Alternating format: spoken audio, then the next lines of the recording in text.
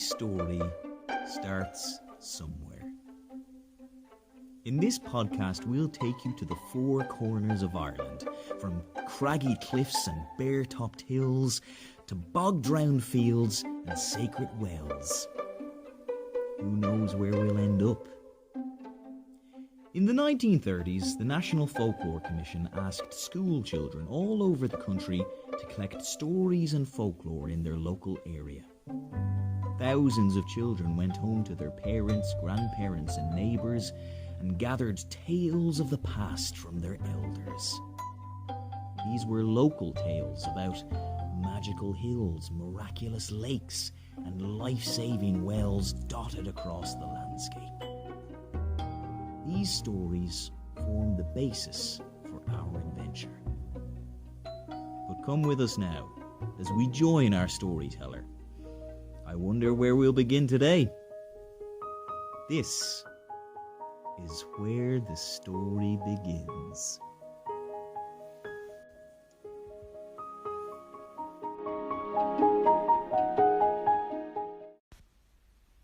Hello and welcome to Where the Story Begins. My name is Shannon ní Nualan, and today we will explore the source of the River Shannon. Now, there's a lot of stories based around the source of the River Shannon, and there's a lot of different opinions on where the actual source of the River Shannon is. Now, the traditional source is in the Quilca Mountains in County Cavan, in a place called the Shannon Pot or Lugna Shunnana. And, well, the other theory of where it is the Pigeon Pots in County Fermanagh. And there's the Marble Arch Caves is another one. And in Douglas Hyde's Legends of Saints and Sinners, they say the Arringah Mountains, which I'm not 100% sure where that is. I'm assuming it's quite close to the others. But the truth is it's actually all of them altogether because it's a karst landscape up there. So the Quilca Mountains, they border counties Cavan and Fermanagh, and it's all limestone there. So all of the waterways are connected because limestone being remembering my junior cert geography. Well, it's the type of rock that is worn away quickly by water. So there's a lot of caves underwater, underground waterways. But now the stories involved with this. There's one, again, from Douglas Hyde's Legends of Saints and Sinners, where at the source of the Shannon there lives a great Ulfeist, who's a giant monster. Like, Ulfeist is actually the Irish word for monster, but directly translated it's bad worm. So it's a kind of sea serpent or terrible creature that lives in the deep. And, well, there's a whole story around that, but that's not the one I'm going to tell today. I'm going to tell the story of my name. That may sound a bit weird, but I was named after an Irish mythological character called Shannon, who created and became the River Shannon. Now, this is set at Lugna Shunnana, at the Shannon Pot, and I actually visited there about this time last year. It was around Easter time, I remember, because it was me and a couple of friends. We'd rented a house in Enniskillen by Lough Erne to go and visit for a couple of days. And we took a notion one of the days to go along the Stairway to Heaven in the Quilca Mountains in Fermanagh. Now, the Stairway to Heaven is a big, long boardwalk that you walk across the bog and up the mountain, and it's absolutely beautiful. If you get a chance, do it. When I was there, I was looking at my phone, looking at Google Maps, trying to see exactly where we were, and then in the little corner, I saw Shannon Pot popped up. And we weren't actually too far from it, so I pulled my friends aside, and I said, we're going there. They said, why? And I explained the story, so we had to go there. And it was absolutely beautiful. Now, when you arrive there, you go over this little bridge that says Fáilte first, then Lugna Shunnana, and then An Bradán Fasa, which means the salmon of knowledge. because this place is also connected to that story, the story of Fionn McCool and the Salmon of Knowledge. That's a different one for another day. Now, I'll get into telling the story now, because I'll have a few things to say afterwards about it, but I don't want to ruin any parts of the story. Now, this particular story has a couple of versions. The one that is most easily traceable back to is by Owen O'Cumry, or Eugene O'Curry. He was a 19th century, I want to say, Irish folklorist. Well, that one's very misogynistic. There's also one in Fermanagh Folktales by Doreen McBride, which is kind of a humorous version of it. I don't gel too well with it because it's a little bit heavy, but it's a good starting point to kind of get all of your elements in together. And the one I'm going to tell, I've kind of taken a lot of elements of a lot of different ones and tried to make it a little less, well, misogynistic. There's no other way of putting it. So, let's begin.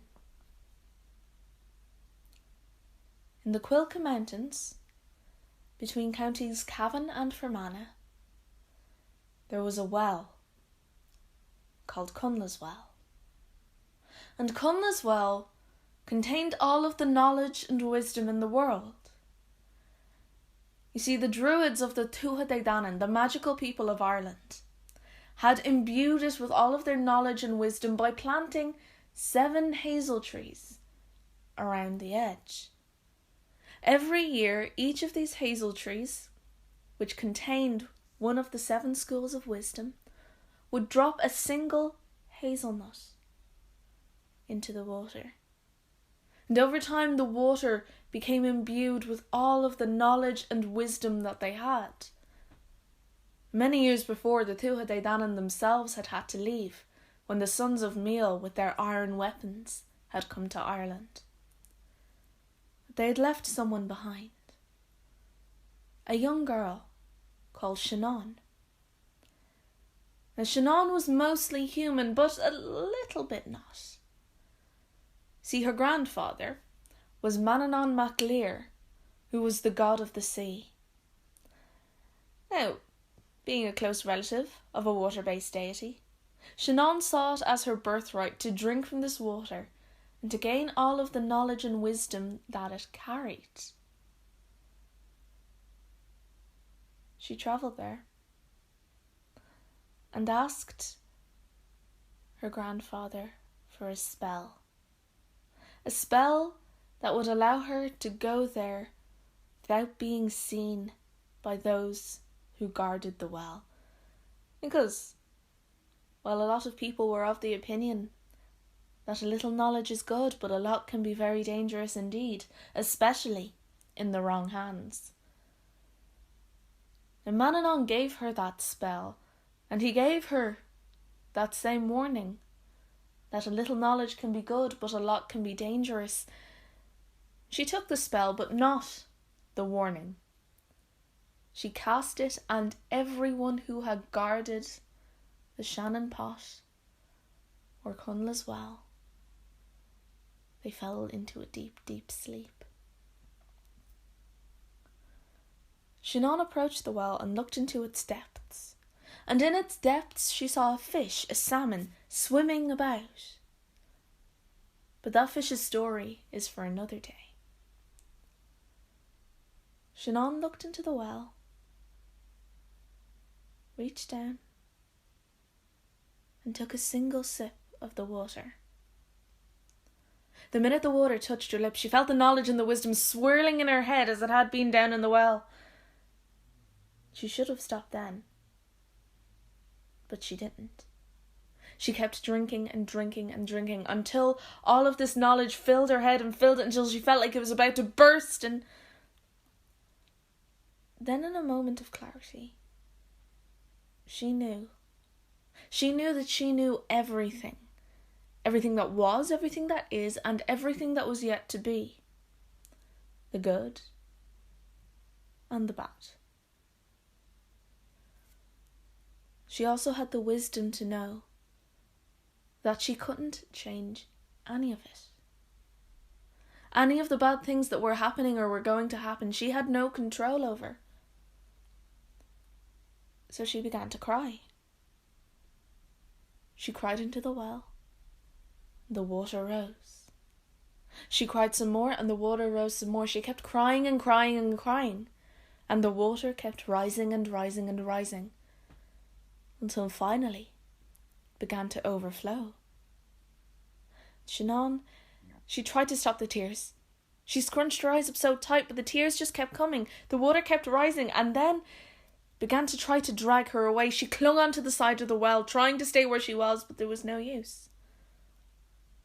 The water swept her away and continued to flow. It flowed all the way down the country, splitting it in two, until finally, having consumed Shannon, the waters went out to the sea once more. Shannon was reunited with her grandfather, having drowned in the river. Shannon is now seen as the river's goddess, the river of her own tears, the water of the well. And sometimes, if you go to the Shannon pot and listen very closely, you can still hear Shannon crying to this day. Now, that story's quite depressing, I'd say. I'm not sure why my parents decided to name me after this particular girl, but sure, look it, we're here. Now, when I visited there, interestingly, it's not surrounded by hazel trees, but by blackthorn trees. That are also there. Blackthorns are also associated with the other world, the fairy world. So I found that quite interesting to see. It's also really peaceful and really quiet there. So one thing we noticed when we went there, it was so quiet and so still. Apart from the sheep, which are everywhere there, by the way. On your way in, you do have to keep your eyes out for sheep muck everywhere. But it is a really beautiful place to go see. I would really recommend taking a drive up there and seeing it, because there's a lot to see around there, especially if you go hopping back and forth across the border, because around there, Cavan and Fermanagh, they're so close to one another. There's one particular town we drove through, and on one corner there was a Royal Mail. Turned the corner and there was an Ifigam Fwisht, an Irish post office. So actually it really made me think about how the whole issue with the border is coming up now with Brexit and EU. But, you leave all that out and it's all just absolutely beautiful country around there. Gorgeous. So, I think we've come to the end of that. It's a bit of a Pandora's box story, I'd say, but I like it. It's pretty great to have an origin story to your name.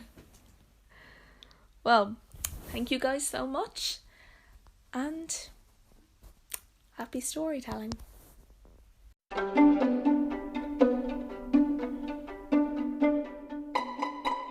Thank you for joining us on this episode of Where the Story Begins, brought to you by the National Leprechaun Museum.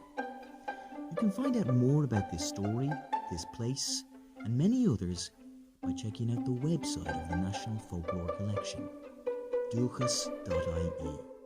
That's duchas.ie. You can also find out more about this place on loganum.ie, the Place Names Database of Ireland. That's logainm.ie. The National Leprechaun Museum celebrates Irish folklore and mythology through the oral storytelling tradition. You can find us on Jervis Street in Dublin, Ireland, and on leprechaunmuseum.ie.